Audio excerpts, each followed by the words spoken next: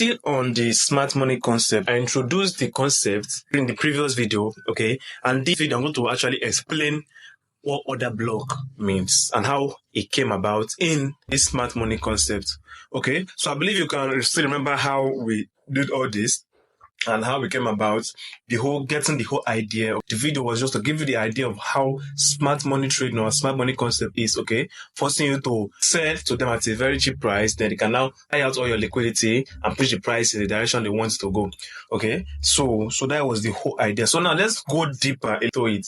So what is order block? Order block is a region where there are multiple orders waiting to be filled, okay? Now, when this happened, we're going to go into real life example soon to see another block and how it works. So when this happened and the price was pushed down, okay, and moved up, what happened is that for them to do this, okay, for the smart money or the banks to be able to move price in this direction, okay, when price was here, they sold hard, okay, into this region, okay, and once they got to this region, they also bought hard to push the price up because they have really large volumes. They could use 100 lot size, 1,000 lot size, use really, really, really big lot sizes, which a normal citizen might not be able to use. Okay, so they can push price in the direction which they want it to go. Okay, so when they're pushing price in this direction, this upward direction, they're opening buys with multiple lot sizes. Okay, with multiple lot sizes, opening buy trades. Okay. And they still have some sell trades not closed. Remember, they push price down here with the sell. They push price down here with the sell. Okay? So, and now they open multiple buys to push the price higher. Their sell, some of their positions are still in loss. Do you get that? Their sell position is still in loss. Okay? So what happened is after they push price high, to take out those that might be looking to sell here also, because we understand that liquidity lies above this place also, they come up and they buy into them also, taking them out. Okay? Then after doing all this, they have to come back to close their position because their sell position was still in loss. So they will come back, make the market retrace to this point, sell back to to start closing up all the positions here, all their sell positions here, before the price can now continue upward. Okay, so this point where they have to come back to close their position is known as the order block. Okay, I'm sorry for the rough sketch and all of that. Okay, I'm sorry for the rough sketch. So let's see. Can do this again. Okay, push that price, goes up. Okay, and this position where they have to come back to close their sell trade is known as the order block. Okay, the order block. So usually the price will come back here, test the order block, they close out all their positions, then price cannot continue in the direction which is to go. Okay, and this order block is known in a bullish scenario like this. This order block is known as the last bearish candle, okay, before the up bullish move. So we can do the order block like this.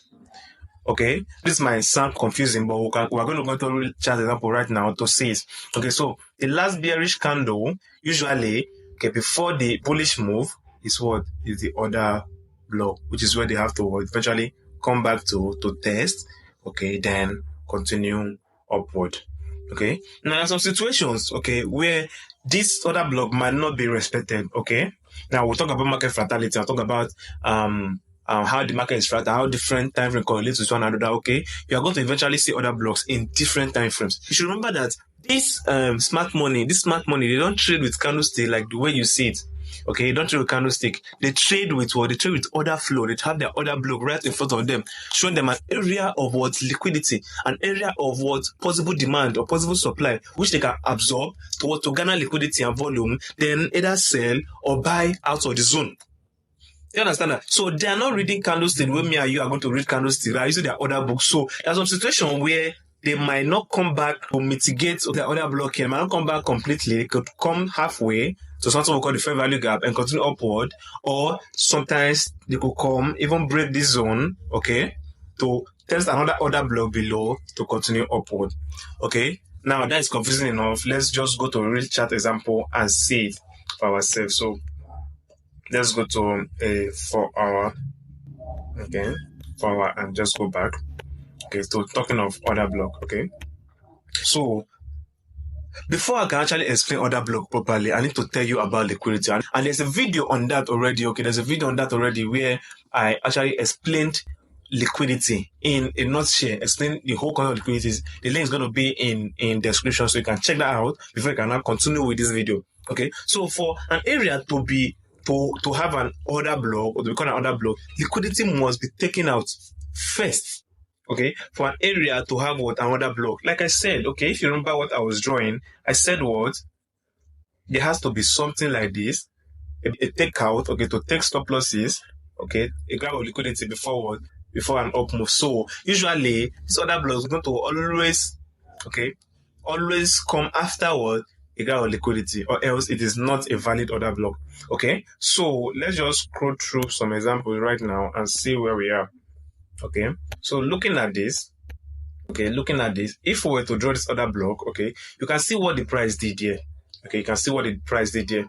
Okay, and I use the support and resistance example for you because there are also other examples. The trend line example, okay, like this was a trend line. Okay, this could have been a trend line. Okay, and if you go to a lower time frame, this candlestick you are seeing here, this one candlestick you are seeing here, okay, is a whole new, this is 4 hours. So if it was 5 minutes, not many candles that are in 5 minutes. So it is a whole new chain altogether.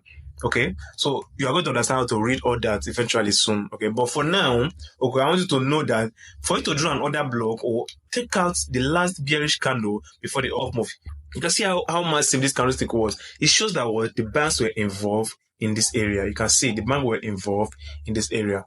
Okay, so looking at it now, to draw an order block in this time frame, all I have to do is what, move this our rectangle toward the last bearish candle before the up move.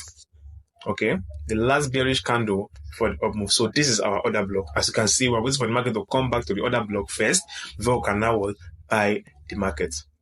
Okay, now this is how you draw order block. We're going to go into more examples of it, but for now I want you to recognize, okay, know that, okay, the last bearish candle before this kind of massive moves, okay, is the order block. Okay, we're going to talk about FVG, we're going to talk about inefficiency. I'm going to explain how inefficiency is necessary for you to draw an order block, but that will not be in this video. Okay, so when you go through each of these series, eventually before you finish or before you go through each of them, you're going to understand this thing properly. Okay, so this is a bullish order block. Okay, so an example of a bearish order block, if we were to just go to another place, okay, you can see this is an order block again. The last candle. Though this order block is not super viable, but I think I drew it from a daily time frame. Okay, this is an order block. Okay, you can see this was an order block. Okay, the last bearish candle before the up move. Okay, drawn from a daily time frame. Okay, drawn from a daily time frame. This would have been the order block. Okay, this would have been the order block, but the market will probably touch it and continue upward. Okay, now we can see this. Okay, if I was to trade this, you can see that this was actually a bearish order block.